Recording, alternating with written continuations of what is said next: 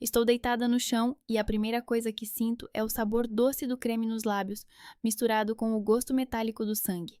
O meu rosto arde como se alguém tivesse jogado ferro em brasa em mim. Onde estou? O que aconteceu? A minha cabeça lateja tanto que parece que vai rachar ao meio. Risos, muitos risos. A voz alta e penetrante da minha irmã Vivian corta a névoa na minha consciência. Relaxa, é só uma brincadeira. Alguém grita entre os convidados e uma nova onda de risos cobre a sala. Eu tento me levantar, mas as minhas mãos estão escorregadias de creme e eu caio novamente. Algo quente escorre pelo meu pescoço. Sangue ou restos de bolo, não sei. A parte de trás da minha cabeça lateja de dor. Meu Deus, Rosália, levanta-te já. Ouço a voz da minha mãe, Constança. Não é preocupação, nem medo, é irritação. Era uma piada. O pai de Dylan nem se levanta da sua cadeira na frente da TV. Ele simplesmente me olha, o rosto indiferente, como se eu não fosse sua filha, mas apenas um obstáculo insignificante que precisa ser superado. Vivian está em pé sobre mim, segurando a barriga de tanto rir. Não há nenhum traço de culpa em seu rosto, apenas triunfo. Você precisava ver sua cara, ela grita enxugando as lágrimas. Você achou que realmente iria apagar as velas no seu 17º aniversário? Os convidados riem dela. Uma das amigas dela está filmando tudo com o telefone. Vejo o indicador vermelho de gravação e percebo: esse vídeo vai parar nas redes sociais. Na semana que vem, toda a escola vai ver como eu estou deitada no chão, coberta de sangue e bolo. Não choro. Parei de chorar aos 12 anos quando percebi que isso só lhes dava mais prazer. Finalmente me levanto, segurando-me na beira da mesa. A cabeça gira, mas não mostro isso. Simplesmente vou para o banheiro sob o coro de risadas e comentários. Não seja tão sensível. Estamos apenas brincando um pouco. Você é tão séria. No espelho, vejo um rosto coberto de creme de chocolate misturado com sangue. O bolo branco se transformou em lama marrom. Olho para meu reflexo e penso, isso é simbólico. Minha vida sempre foi assim. Algo que deveria ser festivo se transforma em humilhação. 17 anos atrás, minha mãe, Constance, traiu seu marido. Não por um grande amor, não por paixão, simplesmente porque podia. Ela conheceu alguém em uma festa corporativa, passou a noite, esqueceu até o momento em que o teste mostrou 2 faixas. Contou a Dylan esperando algo. Ele não fez nada, Constance ficou, não porque o amava, pelo dinheiro. Dylan tinha uma oficina mecânica, uma renda estável, uma casa em um bairro decente. Ela continuou a traí-lo. Ele também teve alguns casos fora. Eles viveram juntos como 2 estranhos que alugam um apartamento e não podem suportar um ao outro. Mas o divórcio parecia mais complicado do que coexistir. E eu nasci, uma criança que ninguém queria. Minha mãe me olhava como um fardo que arruinou sua reputação. Por sua causa, todos sabem que eu o traí, dizia ela quando estava particularmente zangada. Dylan simplesmente me ignorava. Eu não era sua filha. Eu era um lembrete vivo de sua fraqueza. Vivian, minha irmã mais velha, me odiava por outras razões. Ela tinha 5 anos quando eu nasci. De repente, a atenção da mãe, mesmo que negativa, se voltou para mim. Vivian sentia-se secundária e decidiu que a melhor maneira de recuperar a atenção era me provocar. A mãe não a proibiu. O pai não se intrometeu. Vivian entendeu que podia fazer o que quisesse comigo. A primeira vez que ela me empurrou da escada, eu tinha 9 anos. Disse aos pais que eu mesmo tropecei. Eles acreditaram. Depois vieram outras quedas, outros acidentes infelizes. Na escola também começou o assédio, por eu ser calada, por usar as coisas velhas de Vivian, por ser estranha. Eu aprendi a ser invisível, não responder, não me defender, apenas tolerar. Este aniversário de Vivian foi organizado por ela mesma. Disse que queria se reconciliar após outra briga. Eu não acreditei, mas a minha mãe insistiu. Não seja ingrata, a sua irmã está tentando. Os convidados chegaram, amigas de Vivian, um casal de parentes distantes que fingiam se importar. O bolo estava sobre a mesa, as velas acesas. Quando me inclinei para apagá-las, Vivian me empurrou o bolo na cara com força. Fiquei atordoada, cega pelo creme, perdi o equilíbrio. Caí para trás. A nuca bateu com um som alto na beirada da mesa de centro. A dor explodiu na minha cabeça como um clarão de luz branca. Depois, sangue, creme, risos. Lavo os restos de bolo e sangue no banheiro, tentando não olhar para o hematoma que se espalha na nuca. A cabeça dói tanto que é difícil me concentrar. Mas não vou até a minha mãe reclamar. É inútil. De manhã acordo com dor.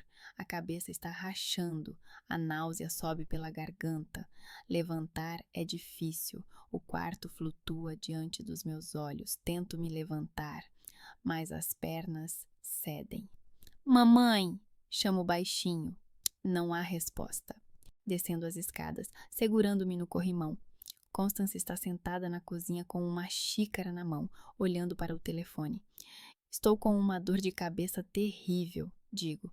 Ela levanta os olhos, me olhando com irritação. E o que você quer que eu faça? Posso ir ao médico? Constance suspira como se eu estivesse pedindo que ela subisse o Monte Everest. Tudo bem, vista-se. Mais rápido, tenho uma reunião às 2. A viagem ao hospital é feita em silêncio. Constance bate nervosamente com os dedos no volante, lançando-me olhares breves e descontentes. Na sala de espera, somos atendidos pelo Dr. Oliver Crane, um homem de 34 anos, com cabelos escuros e olhos cansados. Ele me examina rapidamente, fazendo algumas perguntas sobre a dor, tontura e náusea. Constance responde por mim. Ela caiu ontem, nada grave, apenas se machucou. O médico olha para mim, depois novamente para a mãe. Diz que precisa fazer um raio-x. Constance lança um olhar para o relógio e suspira novamente. O raio-x é feito rapidamente, em seguida, a espera. Estou sentado no sofá, com os olhos fechados, tentando não vomitar de dor. Constance nervosamente folheia algo no telefone. Quando o Dr. Crane retorna com a radiografia, seu rosto mudou, tornou-se rígido, sério. Ele olha longamente para esta radiografia, depois para mim, depois para a mãe. Pega o telefone, digita um número. O que você está fazendo? Pergunta Constance abruptamente. O médico não responde a ela. Fala ao telefone. 911. Preciso da polícia e dos serviços sociais na recepção do Hospital São Tomás.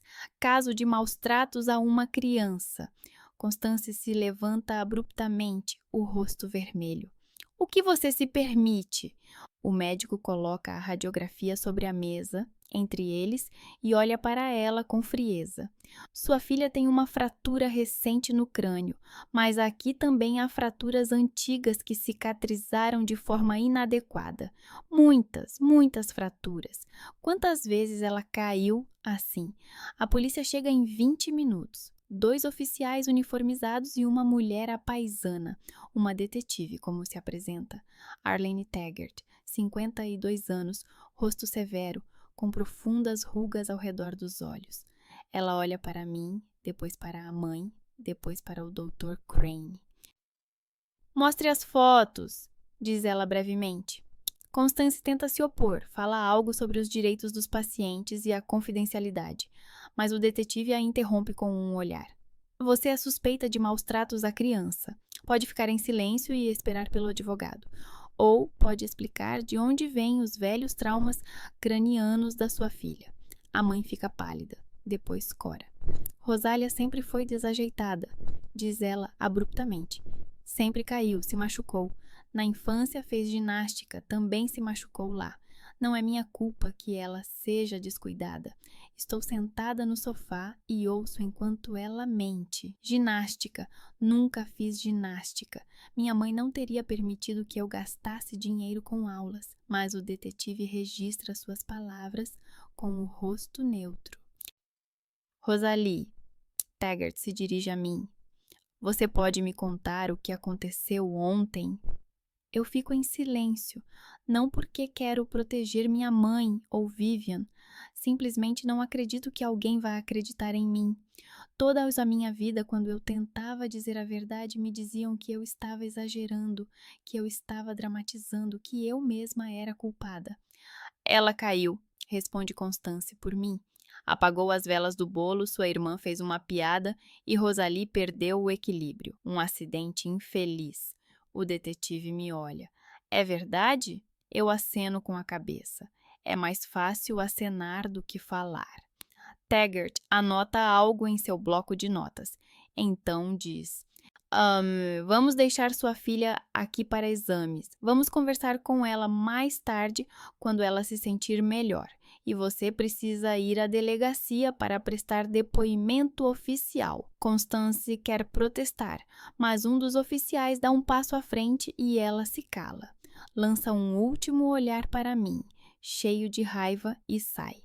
Quando eles desaparecem, o Dr. Crane se aproxima de mim. Rosalie, você vai ficar aqui à noite. Precisamos ter certeza de que está tudo bem com sua cabeça. Tudo bem? Eu aceno novamente. Não me importo. Aqui ou em casa, qual é a diferença? À noite, uma enfermeira vem me visitar. Janet Holbrook, 41 anos. Está escrito no crachá. Ela é baixa, com cabelos castanhos cacheados, presos em um rabo de cavalo. Traz-me água. Ajuda-me a me acomodar melhor na cama. Como você está se sentindo? Pergunta em voz baixa. Está tudo bem, respondo automaticamente. Ela se senta na cadeira ao lado da cama, sem pressa para ir embora. Vi muitos adolescentes aqui, diz ela. Muitos deles dizem está tudo bem, quando na verdade não está. Não respondo. Olho para o teto. Tenho 3 filhos, continua Janet. Todos já são adultos. Uma deles já esteve no seu lugar. Viro a cabeça e olho para ela. E o que você fez? Só estive por perto. Ela se levanta, vai até a porta e então se vira. Se quiser conversar, estarei por perto, mesmo à meia-noite. No dia seguinte, a detetive Taggart volta. Desta vez, ela está sozinha, sem os policiais. Senta-se na mesma cadeira que Janet. Preciso conversar com você sobre o que aconteceu. Não apenas ontem, sobre tudo. Olho para ela. Seu rosto é severo, mas seus olhos não mostram julgamento, apenas cansaço. Minha mãe já disse tudo, digo eu. Não, sua mãe disse muitas coisas, mas eu quero ouvir sua versão. Eu fico em silêncio. Taggart não tem pressa, simplesmente espera. Finalmente eu pergunto: e se eu disser e ninguém acreditar? Eu acreditar, diz ela simplesmente.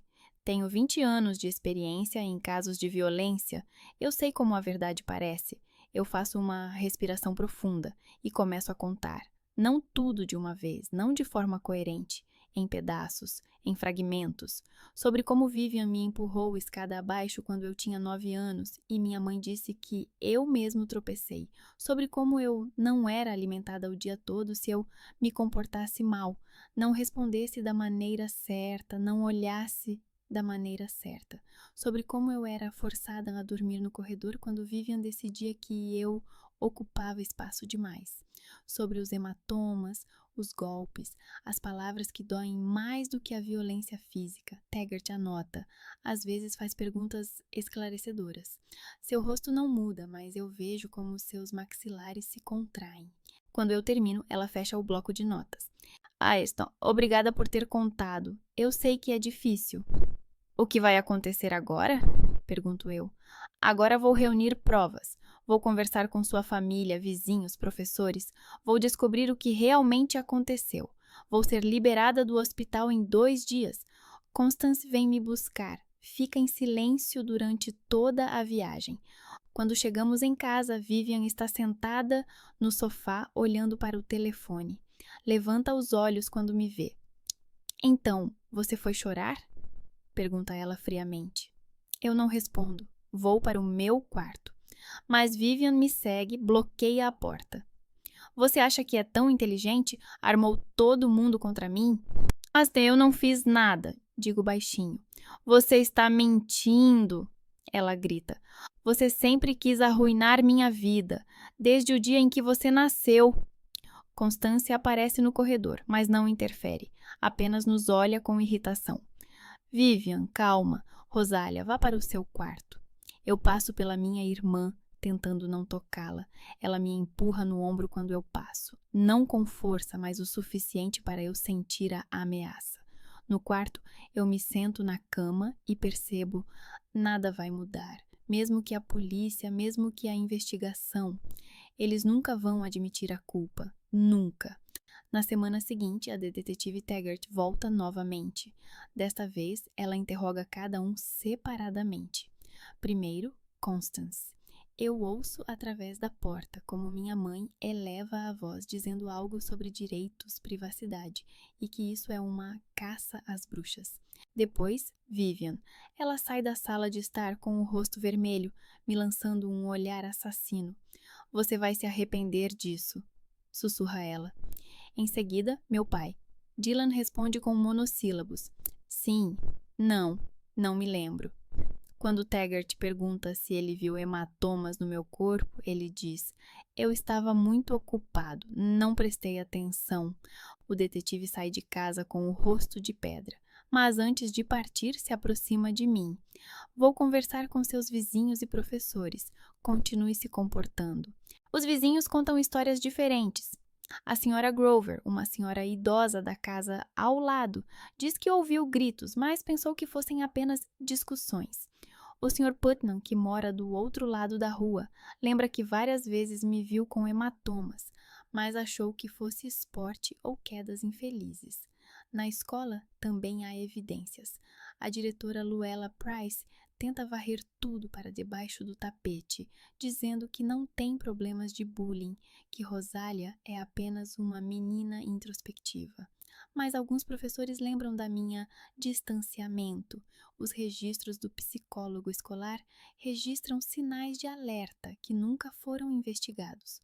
E então aparece Cody Fisher, meu ex-colega de classe que se formou há 1 ano. Ele trabalha em um armazém, mora sozinho, tentando se afastar de sua própria família complicada. Ele vai à polícia por conta própria e diz que tem provas, um vídeo no telefone, antigo gravado há 2 anos, o corredor da escola após as aulas. Eu vou em direção à saída. Vivian me alcança, me dá um empurrão nas costas e eu caio e machuco o joelho no chão. Ela ri, volta para os seus amigos. Cody estava por perto, escondido atrás de uma esquina, e filmava porque queria mostrar a alguém como Vivian se comportava. Mas depois ficou com medo que ela descobrisse e não fez nada. Taggart assiste ao vídeo várias vezes, então olha para Cody. Por que você não mostrou isso antes? Cody baixa os olhos. Tinha medo. Vivian me ameaçou de arruinar minha reputação se eu interferisse. Eu fui um covarde. E por que decidiu agora? Ele olha diretamente para o detetive. Porque descobri que Rosália está no hospital e percebi que se eu ficar em silêncio novamente, ela pode morrer. O vídeo se torna a principal prova. Taggart volta para nossa casa com ele, mostra a Constance e Vivian. A mãe tenta se justificar, diz que isso foi tirado do contexto, que Rosália mesma provocou. Vivian grita que isso é uma montagem, que Cody apenas quer se vingar dela por algo. Mas as provas se acumulam. Registros médicos de traumatismos acidentais, depoimentos de vizinhos, o vídeo, meu testemunho. Taggart diz que o caso vai para o tribunal. Em casa começa uma guerra fria. Vivian não fala comigo de jeito nenhum, apenas me olha com ódio. Constance me acusa de trair a família. Diz que eu destruí tudo o que ela construiu ao longo dos anos. Dylan simplesmente some. Passa todos os dias trabalhando, chega tarde da noite, evita qualquer conversa. Uma noite, a mãe se aproxima de mim na cozinha. Estou fazendo um sanduíche, tentando não olhar para ela. Você entende o que fez? Pergunta ela baixinho, mas com raiva na voz. Você destruiu essa família. Ah, eu não fiz nada, respondo sem me virar. Você se atreveu a reclamar. Se atreveu a nos apresentar como criminosos, depois de tudo o que fizemos por você. Eu me viro, olho para ela. O que vocês fizeram? Me deram à luz e me odiaram todos os dias da minha vida? Constance se aproxima, seu rosto vermelho. Eu poderia ter feito um aborto, poderia ter te entregado a um orfanato, mas eu te mantive, te dei um lar, comida, roupa, e você me recompensou colocando a polícia contra mim. Vocês nunca me amaram, digo baixinho. Por que me mantiveram? Ela me olha por um longo tempo, depois sorri friamente. Para não parecer um monstro, agora vê como isso funcionou bem. Uma semana depois, os serviços sociais chegam. Uma mulher chamada Della Crosby, de meia-idade, com um rosto oficial e pastas de documentos. Ela conversa com todos, inspeciona a casa, faz uma porção de perguntas. Então, diz que me levarão para uma família de acolhimento temporário até que o caso seja resolvido. Constance não se opõe, nem parece que ela se importa. Apenas olha enquanto eu empacoto minhas coisas em uma pequena mochila.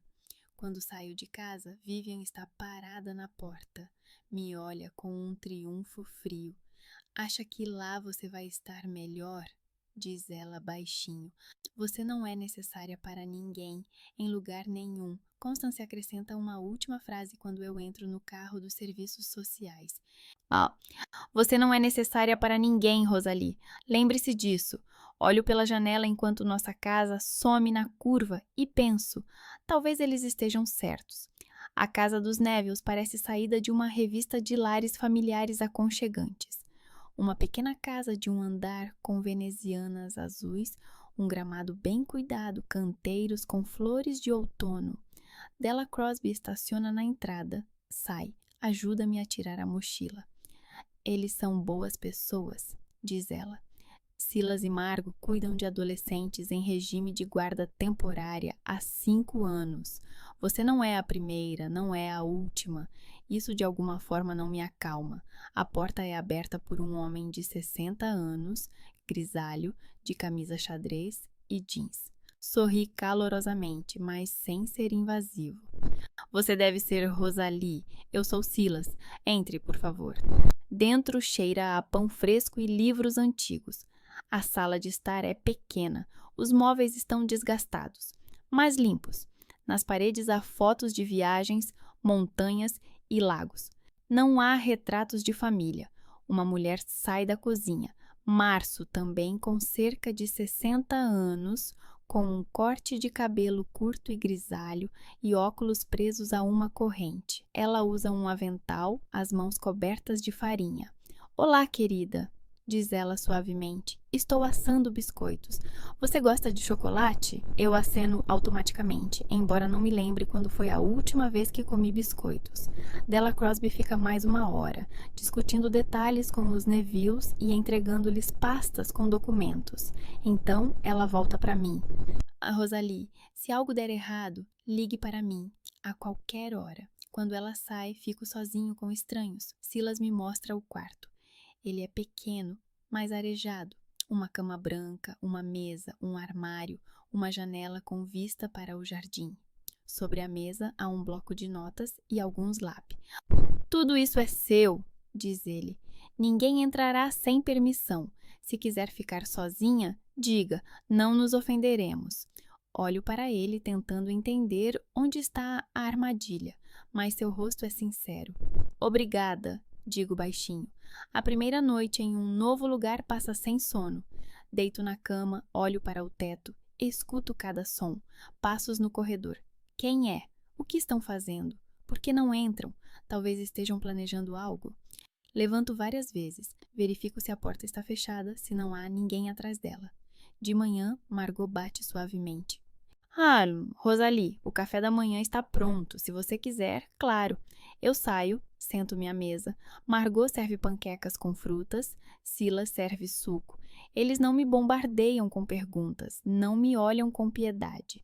Simplesmente comem e conversam entre si sobre coisas cotidianas, sobre a previsão do tempo, sobre as notícias, sobre o vizinho que novamente esqueceu de limpar as folhas. Eu como devagar, esperando o ataque, mas ele não acontece. No dia seguinte, Della Crosby liga, diz que vou ser transferida para outra escola, mais perto da casa dos Nevilles. É uma pequena escola na periferia da cidade, menos alunos, menos barulho. O primeiro dia na nova escola passa em uma névoa. Eu sou apresentada à classe, recebo o horário, sou sentada na última carteira perto da janela. Ninguém me provoca, mas ninguém também se aproxima. Sou invisível, como sempre, e isso me agrada. Enquanto isso, a investigação continua. O detetive Taggart liga para Neville várias vezes, perguntando como estou me sentindo, se não houve contato com a família. Silas responde calmamente, dizendo que tudo está bem. A menina está se adaptando, mas na verdade não há adaptação. Não durmo normalmente, como pouco, estou constantemente tensa. Cada vez que Margot me oferece algo, ajudar com o dever de casa, ir juntos ao mercado, assistir a um filme, eu procuro um subterfúgio. Por que ela está fazendo isso? O que ela quer em troca? Por que ela está fingindo ser boa? Uma noite, uma semana após minha mudança, Margot se senta ao meu lado no alpendre. Estou sentada lá sozinha, olhando para o pôr do sol. Ela não diz nada, simplesmente se senta. Depois de alguns minutos, começa a falar. Quando tínhamos 30 anos, Silas e eu tentamos ter filhos. Não deu certo. Os médicos disseram que eu tinha problemas no sistema reprodutivo. Nós pensamos em adotar, mas então Silas adoeceu o coração. Tivemos que adiar. Depois ele se recuperou, mas nós já éramos mais velhos e não nos aceitavam para a adoção. Ela faz uma pausa, olha para o céu. Quando ambos fizemos 55, Silas disse: "E por que não podemos ser uma família acolhedora para adolescentes, aqueles que precisam de um lar temporário?" E nós apresentamos o pedido. Eu olho para ela. "Por que exatamente adolescentes?" "Porque ninguém os quer", diz ela simplesmente. Todos querem crianças pequenas, fofas, engraçadas, e os adolescentes são complicados, quebrados, com histórias. E são eles que mais precisam de ajuda. Eu não sei o que responder. Margot se levanta, coloca na mão no meu ombro, mal toca com carinho. "Você não é obrigada a confiar em nós, mas estamos aqui e não vamos a lugar nenhum." Alguns dias depois, a detetive Taggart chega aos Neville. Ela quer conversar comigo sobre o andamento da investigação. Nós nos sentamos na sala de estar. Silas traz chá e, em seguida, deixa-nos delicadamente. "Rosalie, temos provas suficientes para levar o caso a julgamento", diz Taggart. "Mas quero que você esteja preparada. Isso será difícil. Sua família não admitirá culpa. Eles contratarão advogados, negarão tudo. Você será interrogada, tentarão fazer parecer que você inventou tudo." Eu concordo, sei disso. Mas temos o vídeo de Cody, registros médicos, depoimentos de vizinhos. São provas fortes. Acredito que vamos ganhar. "E o que acontecerá com eles?" pergunto. Vivian provavelmente receberá liberdade condicional, multa, terapia obrigatória. Constance, multa e perda da custódia dos filhos. Dylan, compensação financeira para você. "Não há prisão?" pergunto em voz baixa. Taggart suspira.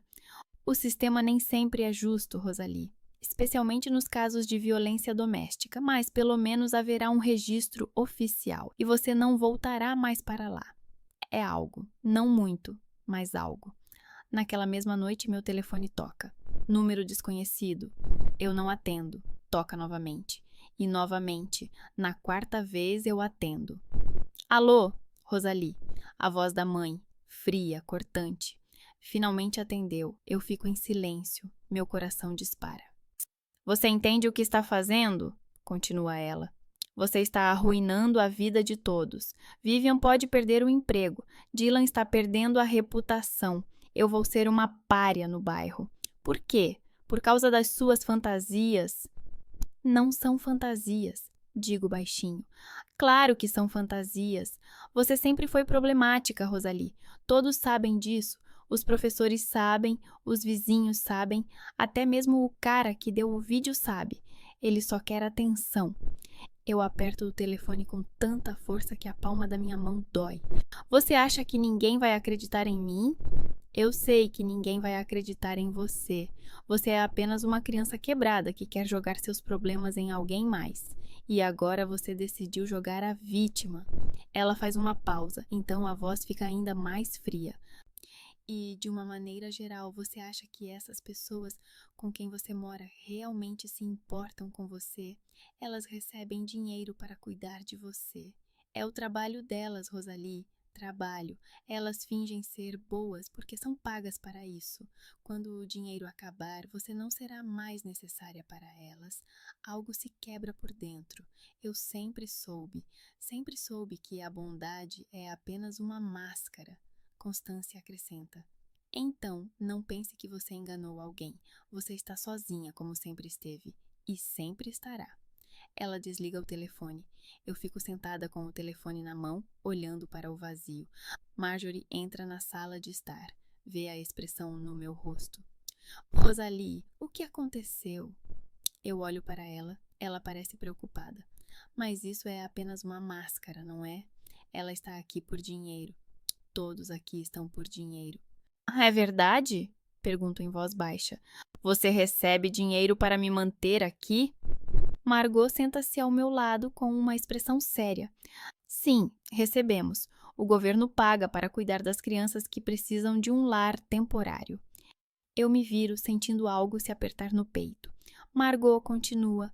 Mas isso não significa que não nos importamos com você, Rosalie. O dinheiro cobre as despesas, comida, roupa, contas, mas o cuidado, o tempo, a atenção, isso não é por dinheiro, é porque queremos ajudar. Como posso acreditar em você? Pergunto sem olhar para ela. Como posso acreditar em alguém? Margot fica em silêncio por muito tempo. Depois diz: Você não pode, não agora. A confiança não surge instantaneamente, especialmente quando ela foi quebrada tantas vezes. Mas estaremos aqui até que você possa acreditar. E mesmo que nunca possa, estaremos aqui mesmo assim. Não sei se acredito nela, mas não há alternativa. Não posso voltar para casa.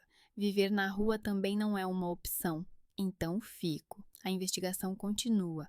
Tagger encontra outra prova do enfermeiro da escola que tratou meus hematomas várias vezes, mas não fez perguntas. Agora ela diz que suspeitava de violência, mas tinha medo de se enganar. Isso é o suficiente para adicionar outro ponto ao caso: a negligência da administração escolar. A diretora Luella Price é convocada para interrogatório. Ela nega tudo, diz que a escola tem um controle rigoroso sobre o bullying, que ela não poderia saber. No entanto, os registros do psicólogo escolar contam uma história diferente.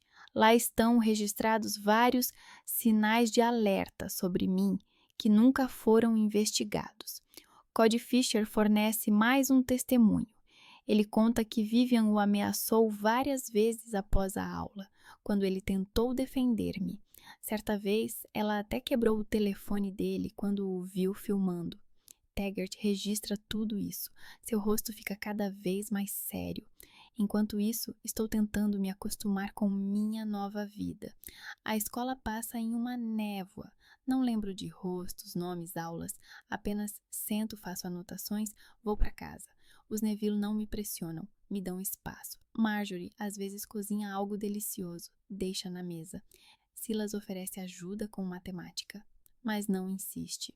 Uma noite estou sentada no alpendre, olhando para as estrelas. Silas sai e se senta ao meu lado.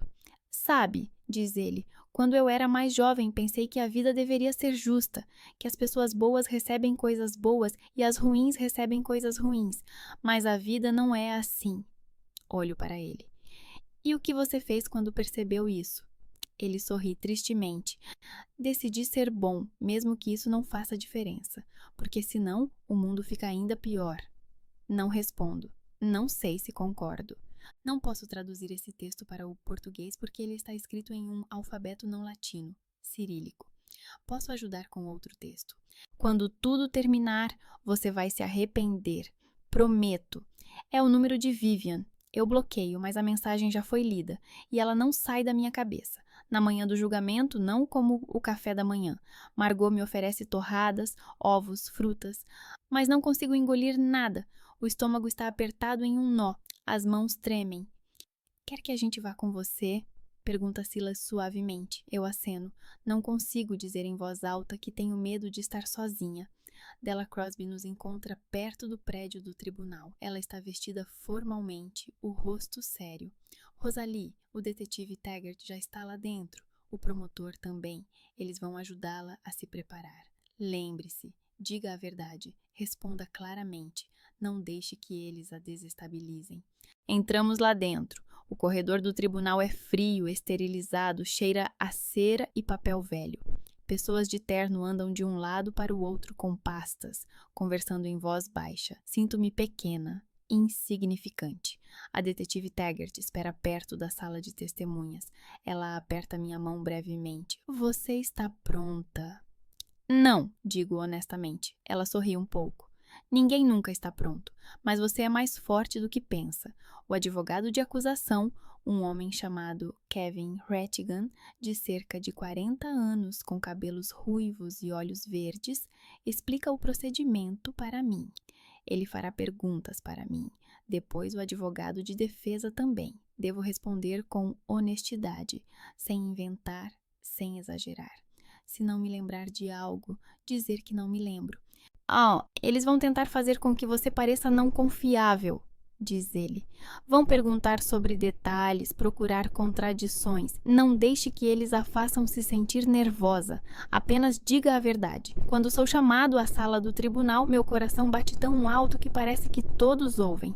Eu entro e a primeira coisa que vejo é eles. Constância está sentada do lado direito, vestida com uma blusa elegante e uma saia, o cabelo preso em um coque baixo. Ela parece uma mulher respeitável que foi injustamente acusada.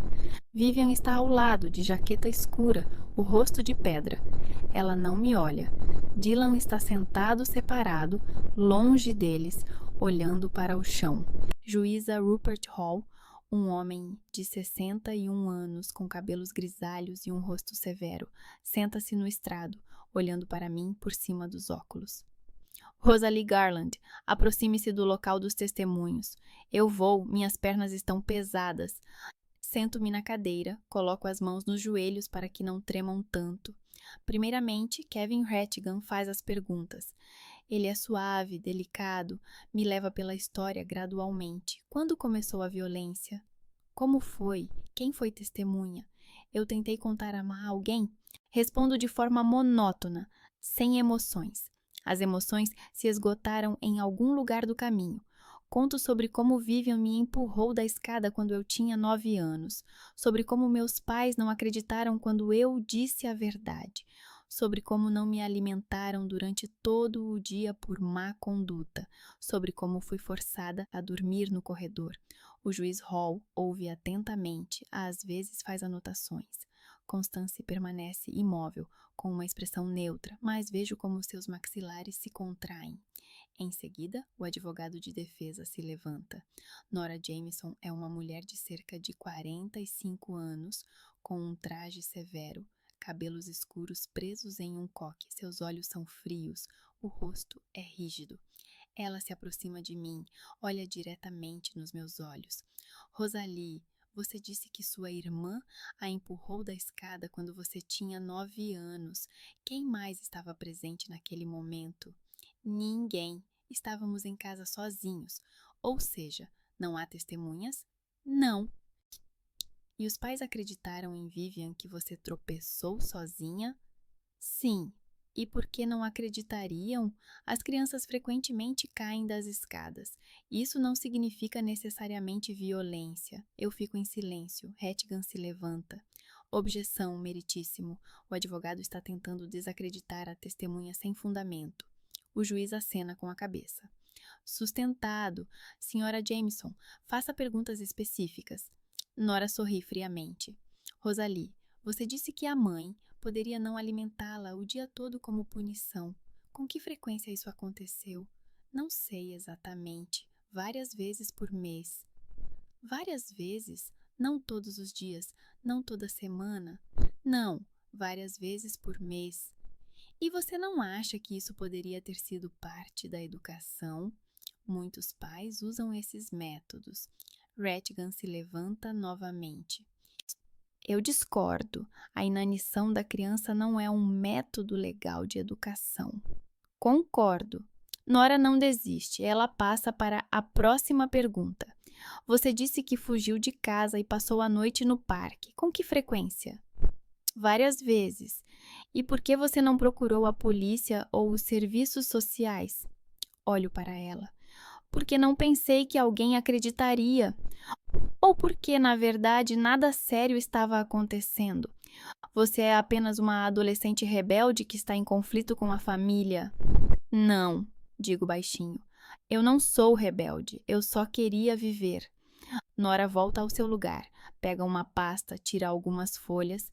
Em seus registros escolares, está registrado que você é fechada, evita a comunicação com os colegas, tem baixo rendimento. São esses sinais de depressão ou problemas psicológicos, certo?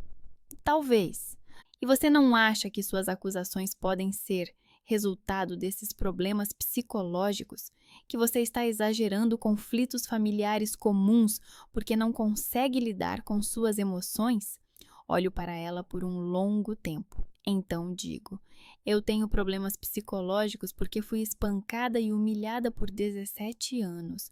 Não sou eu quem está exagerando, é você quem está minimizando. Há silêncio na sala. Nora me olha, então se senta. O juiz Hall acena com a cabeça para mim. Obrigada, Rosalie. Você pode voltar ao seu lugar. Levanto-me, minhas pernas mal me sustentam. Quando passo por Constance, ela me olha com um ódio frio. O próximo testemunho é chamado.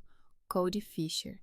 Ele está nervoso, suas mãos tremem, mas fala claramente. Conta o que viu, o vídeo que gravou. Nora Jameson tenta desacreditá-lo também. Sr. Fisher, você disse que gravou o vídeo 2 anos atrás. Por que não o mostrou antes? Ah, tinha medo, responde Cody. Vivian me ameaçou. Ameaçou? De que jeito? Disse que arruinaria minha reputação na escola se eu me intrometesse. E você acreditou? Não pensou que era só uma ameaça? Cody olha diretamente para ela. Eu vi como ela tratava Rosália. Não queria que a mesma coisa acontecesse comigo. Nora volta para seu lugar, irritada. Em seguida, Dylan é chamado. Ele se aproxima do local para testemunhas, senta-se, olha para além de todos. Rattigan faz perguntas a ele. Sr. Garland, você sabia que sua filha Rosália sofria violência doméstica? Não sabia, responde Dylan de forma monossilábica. Você nunca viu hematomas, lesões, sinais de violência física? Não notei. Como é que você não notou? Dylan finalmente olha para o advogado. Eu trabalhei muito. A oficina mecânica exige atenção. Raramente estava em casa. Mas você viveu na mesma casa com Rosália por 17 anos. É impossível não notar nada. Eu não prestava atenção, diz Dylan friamente. Ela não é minha filha. Eu não me sentia responsável por ela. O silêncio volta à sala. O juiz Hall olha para Dylan com severidade. Você se dá conta de que sua confissão confirma a acusação de omissão? Dylan encolhe os ombros. Estou dizendo a verdade. Rattigan se senta, o rosto tenso. Nora Jameson não faz nenhuma pergunta a Dylan. Ele não é necessário para ela. Ele não ajuda na defesa. Em seguida, chamam Constance. Ela se aproxima com confiança, se senta, cruza as mãos sobre os joelhos. Rattigan começa. Senhora Garland, sabia que sua filha Vivian sistematicamente intimidava Rosalia? Não sabia, responde Constance calmamente. Pensei que fossem apenas brigas normais entre irmãs. Brigas normais não terminam com fraturas no crânio.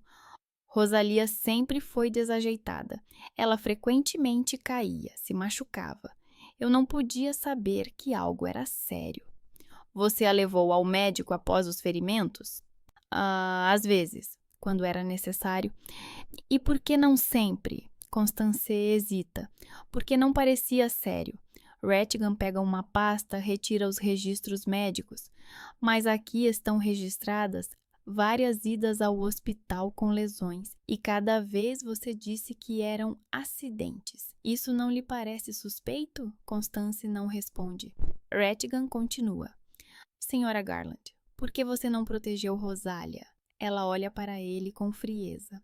Ela não é minha filha. Ela é um lembrete do meu erro. Eu a abandonei porque não queria parecer um monstro. Mas isso não significa que eu a amasse. A sala explode em sussurros. O juiz Hall bate com o martelo. Silêncio na sala! Rattigan se senta. Nora Jameson não faz nenhuma pergunta a Constance. O caso está perdido e ela sabe disso. Vivian é a última a ser chamada. Ela se aproxima, se senta, olha diretamente para essa frente. Rattigan faz perguntas a ela sobre o aniversário, sobre o bolo, sobre outros casos de violência. Vivian nega tudo. Foi uma brincadeira. Rosália perdeu o equilíbrio sozinha. Eu não queria que ela se machucasse. E o vídeo em que você a empurra no corredor da escola? Foi tirado do contexto. Ela mesma me provocou. Como assim? Vivian não responde. Rattigan olha para ela por um longo tempo, depois diz: Vocês não têm nenhuma prova de que Rosália a provocou. Mas nós temos provas de que você sistematicamente a intimidou. E você ainda não admite a culpa. Vivian fica em silêncio. Nora Jameson se levanta tentando salvar a situação. Vossa Excelência, minha cliente é jovem e pode ter agido impulsivamente sem entender as consequências. Isso não justifica suas ações, mas explica. O juiz Hall olha para Vivian com severidade. A juventude não justifica essa violência, especialmente a sistemática. Após os depoimentos, o juiz anuncia um intervalo para tomar uma decisão. Saímos para o corredor. Margot me abraça. Silas diz algo tranquilizador, mas não ouço. Olho para Vivian, que está ao lado da janela com a mãe. Elas conversam em voz baixa, rostos tensos. 1 hora depois, somos chamados de volta. O juiz Hall lê a sentença. Vivian Garland é considerada culpada de violência sistemática contra uma menor. A sentença: liberdade condicional por 2 anos, multa de $5.000, consultas psicológicas obrigatórias por 1 ano, 100 horas de trabalho comunitário. Vivian não muda a expressão do rosto. Constance aperta os lábios. Constance Garland foi considerada culpada por cumplicidade e omissão. A sentença: multa de $3.000, perda dos direitos parentais sobre Rosalie Garland. A mãe está pálida, mas não diz nada. Dylan Garland é obrigado a pagar uma compensação material a Rosalie Garland no valor de $500 por mês até que ela complete 18 anos. Dylan acena em silêncio, olhando para o chão. O juiz Hall bate com o martelo. A sessão está encerrada. Nós saímos da sala. Margot segura minha mão. Silas caminha ao lado. Della Crosby diz algo sobre papéis que precisam ser assinados, mas eu não ouço. Eu simplesmente sigo em frente, tentando respirar. Vivian me alcança perto da saída. Ela se aproxima, olha diretamente nos meus olhos. Espero que você goste da sua nova vida, diz ela baixinho. Porque não há volta. Olho para ela por um longo tempo. Depois digo: eu nunca quis voltar. Ela sorri friamente, se vira e vai embora. Constance espera por ela perto do carro, sem olhar para mim. Dylan já desapareceu. Margot aperta minha mão. Vamos para casa, querida. Eu aceno. Para casa, para os Nevilles, para o lugar onde não dói. Mas quando entramos no carro, o telefone toca, número desconhecido. Não atendo. Chega uma mensagem. Isso ainda não acabou. 3 anos se passaram. Tenho 20 anos e moro no quarto que os Nevilles deixaram para mim, mesmo quando a tutela oficialmente terminou 2 anos atrás. Eles me ofereceram ficar até que eu me recuperasse. Eu aceitei porque não sabia para onde mais ir. A vida é estável. Estou estudando em um colégio local em cursos de design gráfico. Não porque é o meu sonho, mas porque é preciso fazer algo. Trabalho meio período em uma pequena gráfica na periferia da cidade. Faço panfletos, folhetos, às vezes logotipos. O trabalho é monótono, mas seguro. Ninguém faz perguntas desnecessárias. Ninguém se intromete. De manhã, acordo às 7, tomo café com os Nevilles, vou para as aulas ou para o trabalho, volto à noite, janto e vou para o meu quarto. Estou funcionando, mas não estou vivendo. Margot às vezes me olha com preocupação, pergunta como estou, se está tudo bem. Eu faço que sim, digo sim, e ela não insiste. Silas me oferece ir ao cinema ou dar um passeio juntos, mas eu mais vezes recuso. É mais fácil estar sozinha. Na faculdade, há pessoas da minha idade. Riem, discutem festas, relacionamentos, planos para o futuro. Eu sinto-me no último banco, faço anotações, vou para casa. Ninguém se aproxima. Eu não me aproximo deles. Tudo está bem assim. O terapeuta Irving Blake diz que estou presa no modo de sobrevivência. Nós nos encontramos uma vez por semana em seu pequeno consultório, com cadeiras macias e cheiro de lavanda. Ele não pressiona, mas faz perguntas que fazem pensar. Rosalie, quando foi a última vez que você sentiu alegria? Ele pergunta uma vez.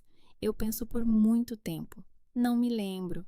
E raiva, tristeza, qualquer coisa, além de vazio? Eu fico em silêncio. Ele acena, anota algo em seu bloco de notas.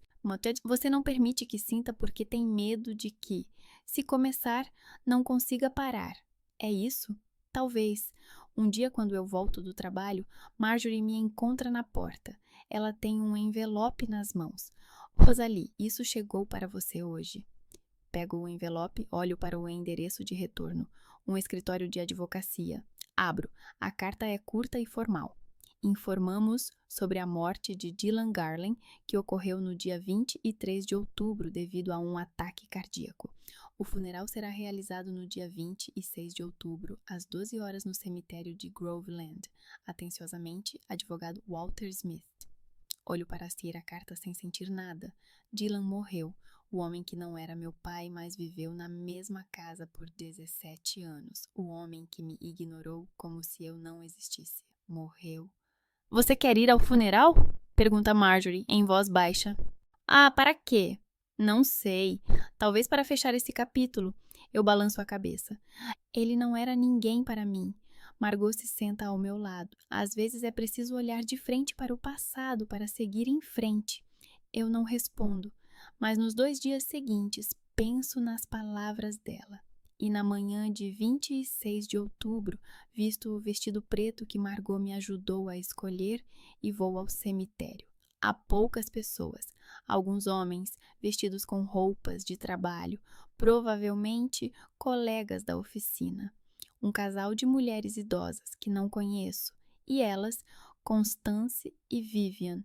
Minha mãe parece mais velha do que 3 anos atrás. Seu cabelo é grisalho, seu rosto está cansado, mas a expressão é a mesma, fria, dura. Ela está vestida de preto, parada ao lado do caixão, com o rosto de pedra. Vivian está ao lado de blazer e saia pretos, mantendo-se formal. Ela não chora, não parece abalada, simplesmente está ali. Eu me aproximo, mantenho distância. Constance me nota, vira-se a cabeça. Seu olhar encontra o meu e nele há desprezo. Por que você veio? Pergunta ela em voz alta, fazendo com que várias pessoas se voltem. Ele não era ninguém para você. Eu não respondo. Vivian acrescenta. Você conseguiu o que queria. Você destruiu essa família. Está satisfeita? Eu olho para as duas, para a mãe que ainda me odeia por ter nascido, para a irmã que ainda me culpa por tudo, e de repente entendo algo importante. Eles estão presos. Constance vive em sua raiva, Vivian em seu ressentimento. Eles não avançam, não mudam, não soltam. E enquanto eu me agarro à dor, ao passado, ao que eles me fizeram, eu serei a mesma. Eu não destruí a família, digo baixo, mas claro. Vocês mesmos fizeram isso, e eu não quero mais carregar esse fardo. Constance abre a boca para dizer algo, mas eu já estou me virando e indo embora. Não corro, não olho para trás. Simplesmente vou, e pela primeira vez em anos sinto algo parecido com alívio. No carro, fico sentada por muito tempo, segurando o volante, olhando pela janela. O coração bate rápido, as mãos tremem, mas dentro de mim algo mudou.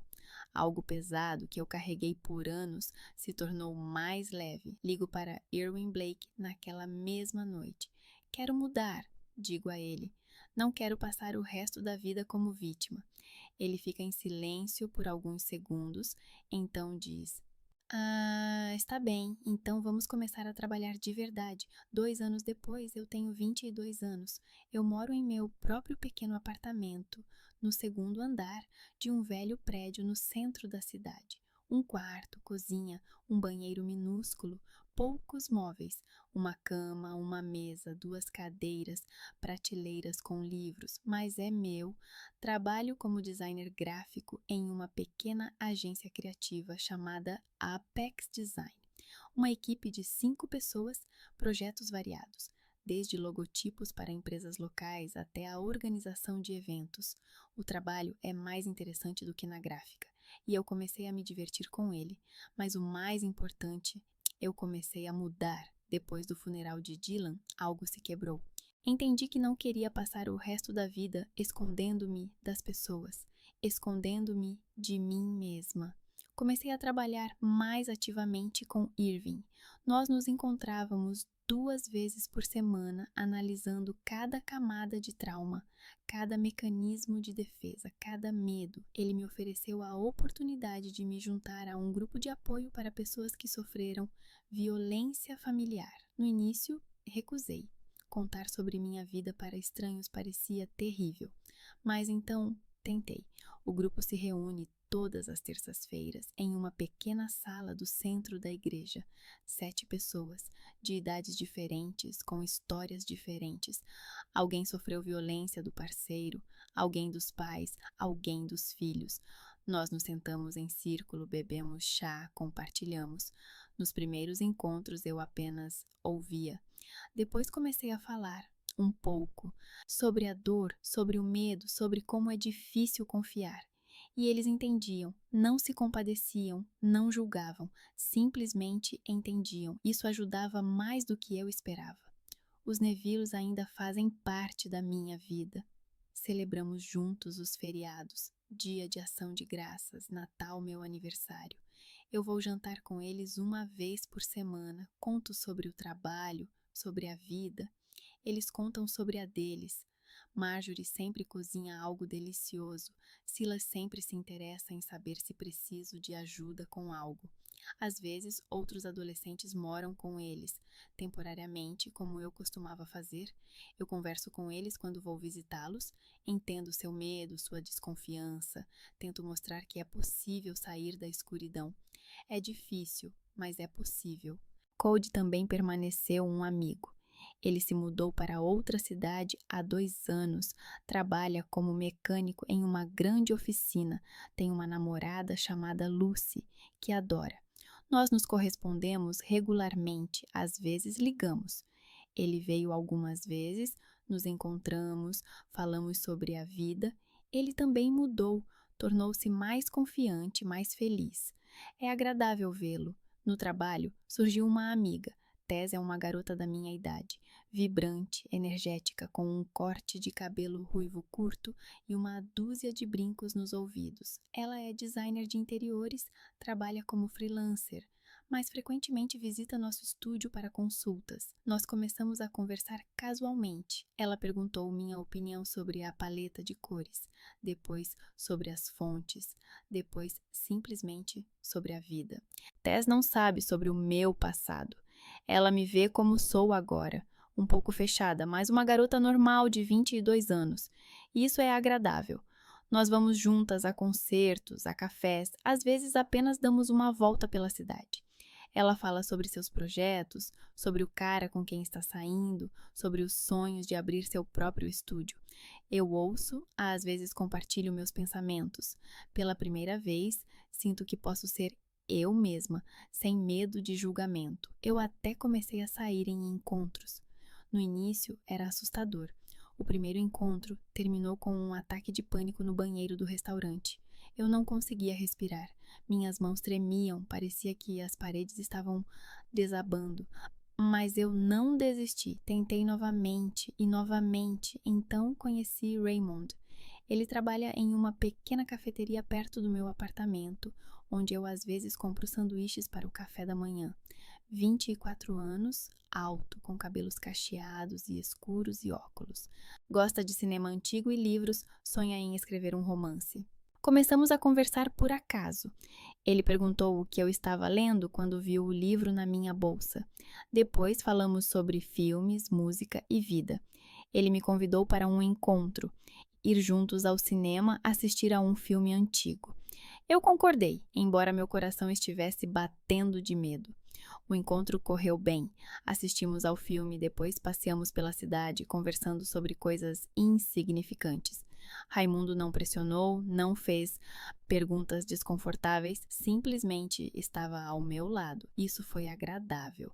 Nós nos encontramos mais algumas vezes, devagar, sem pressa. Ele perguntou se eu queria falar sobre meu passado e eu disse: não agora. Ele acenou com a cabeça, disse tudo bem e não perguntou mais.